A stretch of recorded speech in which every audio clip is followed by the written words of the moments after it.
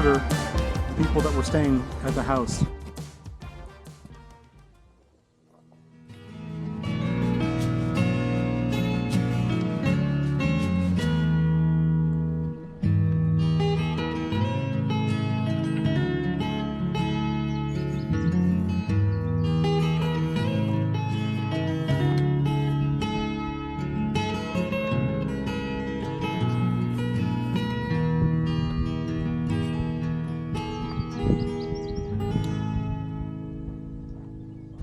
Good morning, friend humans.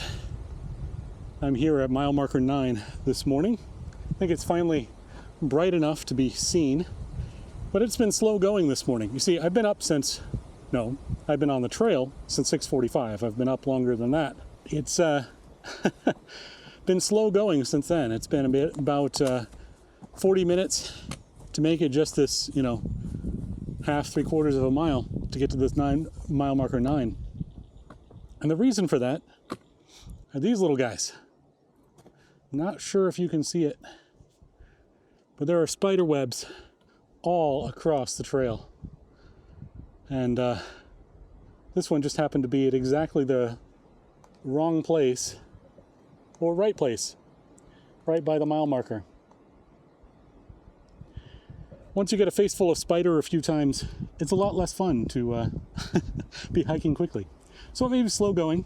I may have to share the trail a little bit with these spiders, but I'll get them moved over gently, like so, and then we'll continue on, and they can rebuild after I'm through.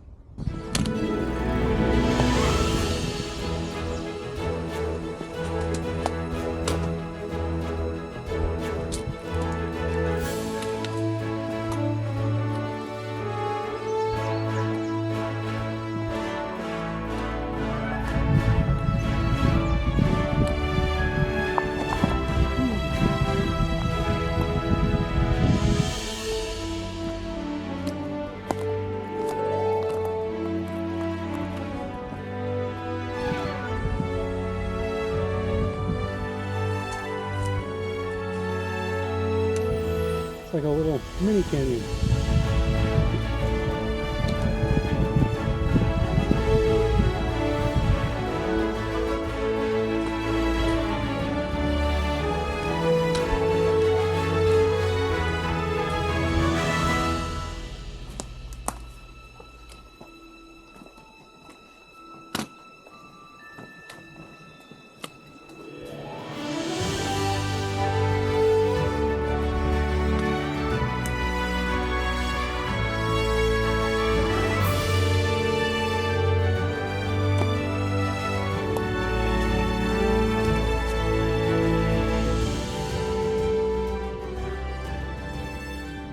Well, friend humans, I wanted to talk a little bit about Kansas history and take a rest from the travels here. It's pretty windy though, so hopefully you can hear me. I was reminded yesterday with all of the bushwhacking that I had to do, cutting my way through brush and removing the ticks that followed, that bushwhackers were a part of Kansas history. Now I know that sounds a little odd because what we consider bushwhacking today is, going through pretty open vegetated areas, kind of as it sounds. But in Kansas history, in the lead up to it becoming a state, the bushwhackers and the jayhawkers were opposing sides in what ended up being a prelude to the Civil War. And the bushwhackers would come over from Missouri, from the Indian Territory, what would later become Oklahoma, and they would vote in Kansas elections to make Kansas a slave state. Meanwhile, jayhawkers were the abolitionists that moved down from up north, and they moved to Kansas for the exact opposite purpose, to make it a free state. And between these two groups, both of whom were adamant about their cause being right, there ended up being quite a bit of warfare, if you will, skirmishes, to the point that in the 1850s, Kansas was referred to as Bleeding Kansas from all of the battles that were going on. Eventually, Kansas was added as a free state, but it took a while to get there. Let's keep on going on the trail.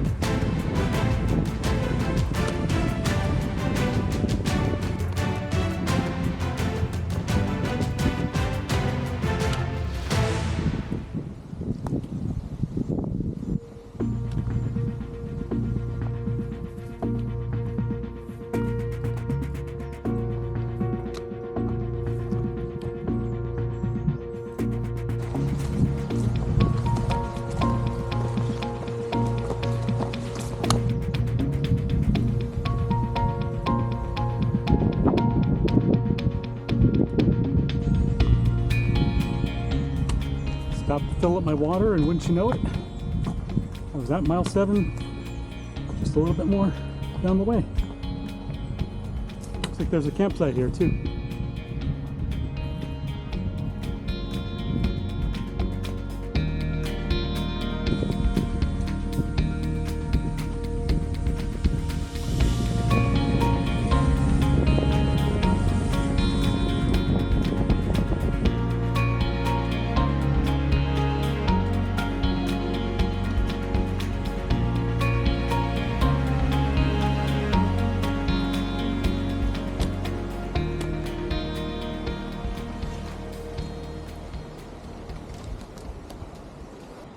As I wait for my food to hydrate, I'm having green curry from Backpacker's Pantry for lunch today. Thought it would be a good time to tell you a little bit more of the history of the region. We talked a little bit of the lead up to the Civil War and how Kansas was already fighting it years before. But after the Civil War ended, there were suddenly a lot of men from both the Union and the Confederacy that wanted to find a new start for themselves. They'd learned how to use a gun and how to take care of themselves in the Army. And now they wanted to start a farm and make a life. An enterprising family set up business on the Osage Mission Trail. And they started making money as people came by to register their claim for farms. And now that family was called the Benders. And there was Ma and Pa Bender. And they were not really English speakers, mostly spoke German and a little bit, a mix of German and Latin with each other. And then there was their daughter Kate and their son-in-law Jake. And the four of them built a one-room cabin with a cloth that divided it into some privacy areas. And the cloth actually had come from the Conestoga wagon that they'd taken to get out here. This would sound like so many stories on the frontier, except that there was one difference. And that was that this family, if they thought there was a pretty good chance that they could get away with it, they would murder the people that were staying at the house to take all of the money they had and not just what they had set aside for a night. I gotta stir my meal. We'll come back to the story in a moment. So where were we? Oh yes, the Bender family. Well, it turned out that they were murdering people that came to stay in their cabin. I don't know what it is with hoteliers and the desire to murder people. I know the Devil in the White City story is much more famous than the Benders. But this family of serial killers, sometimes labeled America's first serial killer family, they ended up murdering 8 people, throwing one of the people into a river and the other 8 burying them in their orchard. The Bender family was never caught. There were some reports of them joining up with some outlaw gangs in Indian Territory and then New Mexico and Colorado. There's a whole other story about people who claimed to be the Benders or claimed that they knew them. I know I don't usually tell ghost stories or true crime as I'm hiking, but I've been thinking about it a lot since I've been out here. There's an excellent book all about the Bender family and the investigations that have gone on since about who they were and what little can be found of them. But looks like my food is just about ready to eat, so I'm gonna go eat the food and then get back on the trail here. Thanks for joining me in this storytelling hour.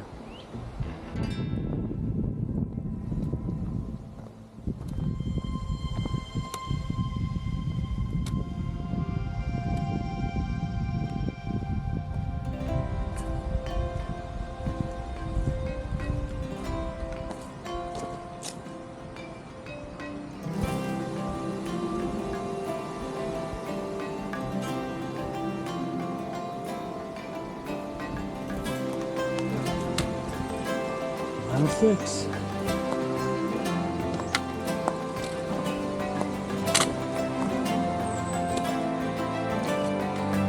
Well.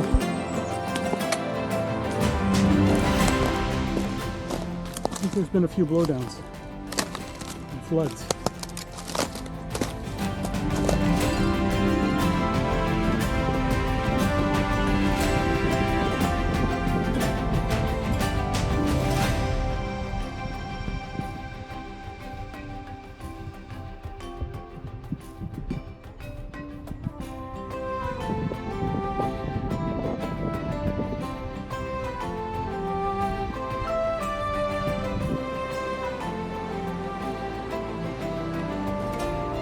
Bye.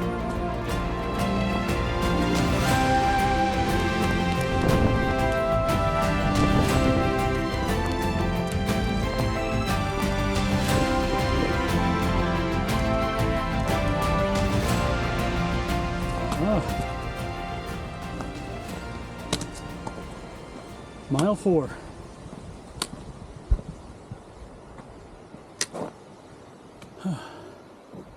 Campsite here too. I am, however, nearly out of water. And every time there's a supposed creek crossing, it's been dry. Just my luck. So here's hoping we get to a point where there's another actually wet creek crossing so that I can refill my water. Still, 4 miles to go. We're nearing the end.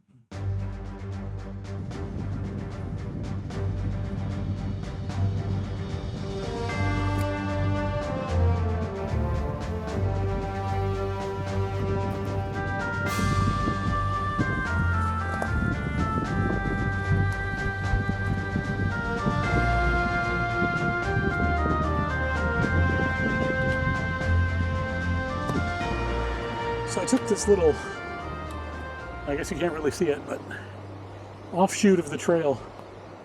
Trail went on ahead, but it looked like this might go down to the lake. And I was right, it did. So I'm finally going to be able to get down to the lake, rinse my gear in the water, and take some water for filtering. Whew, I'm glad I checked this out. It just kind of looks like an old washed out road, but there was a campfire up there, and I figured if somebody stayed up there, maybe there was water nearby, but there was a way down to the lake. So here we go. Let's head on down.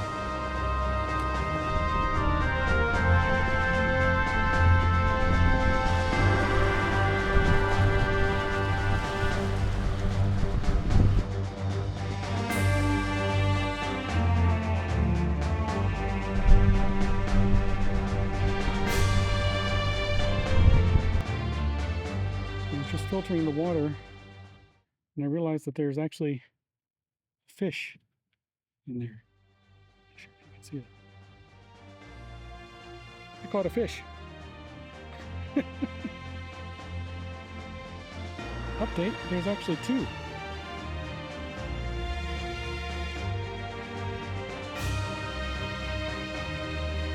Who knew that I had that good luck catching fish?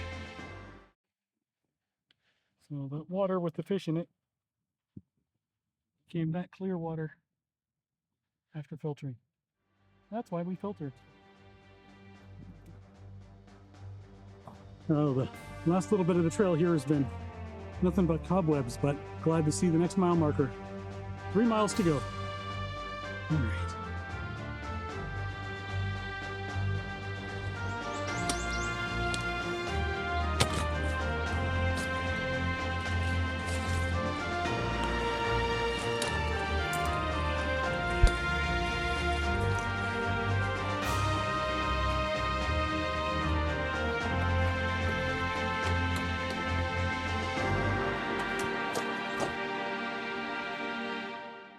Is it just me, or does this look like a face with the blue blaze as an eye?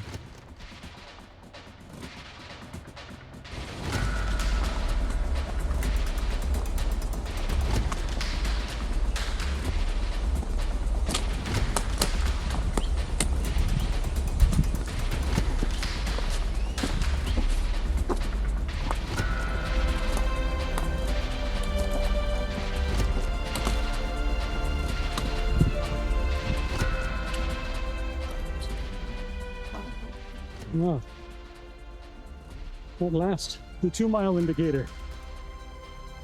Whoa. It's gotten hot and humid. I'm almost out of water again. I've only 2 miles left. See how this goes.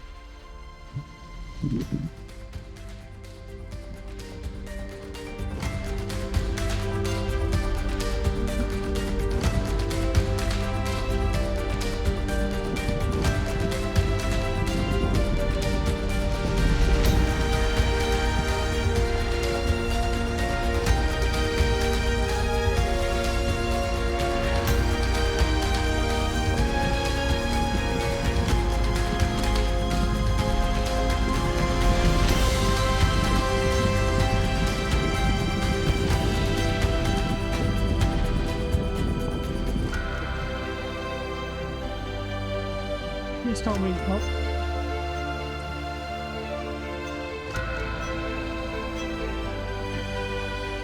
I think it's time to go up.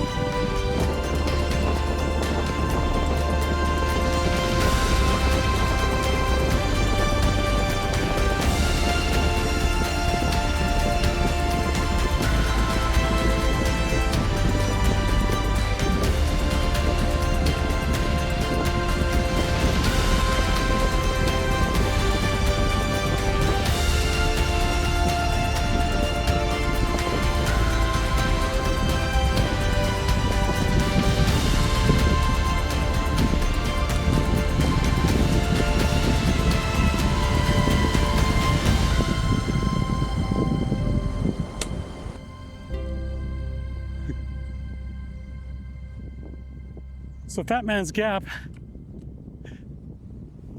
Fat Man's Squeeze, which I just went through, was one of the landmarks on this end of the trail. Ooh. Imagine starting out your trip going down into that would be very intense. Kind of glad it was at the end for me. Hopefully now there won't be quite so many uphills, downhills. Just get to cruise along right to the end of the trailhead here. Can't believe it's less than a mile to go.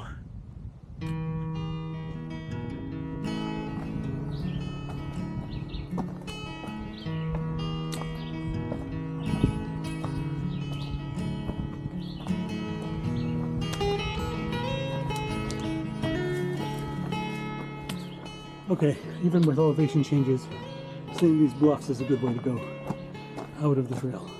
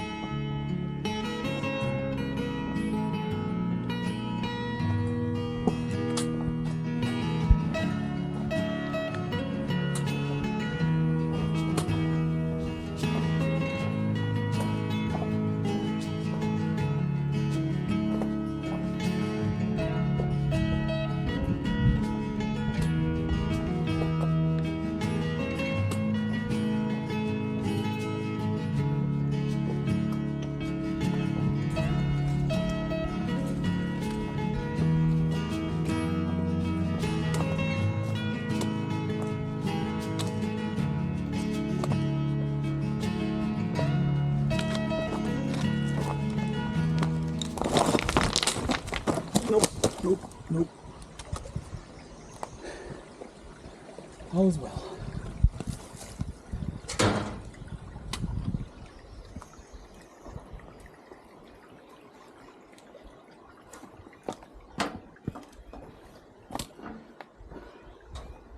I don't think we're going to do that descent again.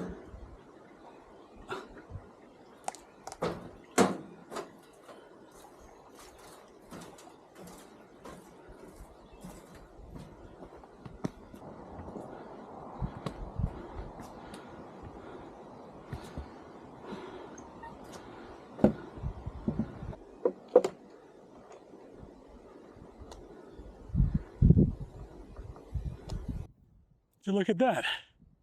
There's potable water right at the trailhead.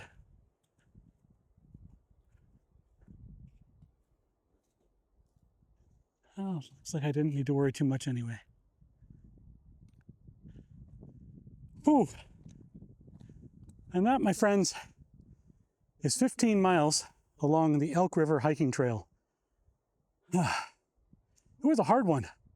According to my watch, I hit 11.2 miles today, which is a great deal of walking.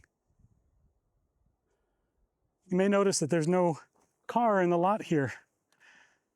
That's because I'm going to be picked up in the morning. My first time having someone pick me up. So I got to find a place to camp for the night. Looks like there's water here, and there was water if I wanted to filter it for some reason back at the bridge. So I'll probably head back to where those clusters of trees were and see if I can find a couple that are close enough for hammocking. But this has been an absolutely stunning adventure, being able to see the rock cliffs and give some of the history of Kansas.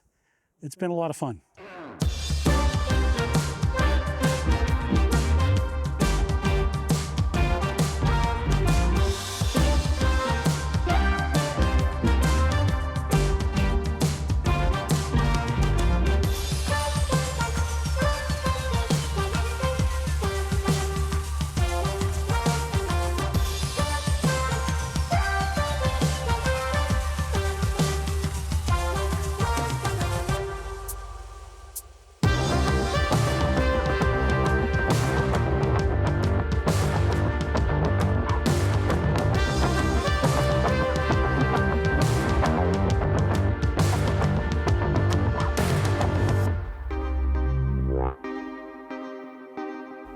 I hope that you'll join me next time on Keppel's vlog.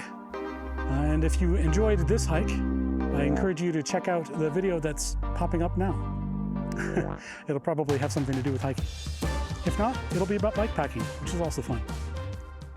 All right, friend humans, take care. God bless.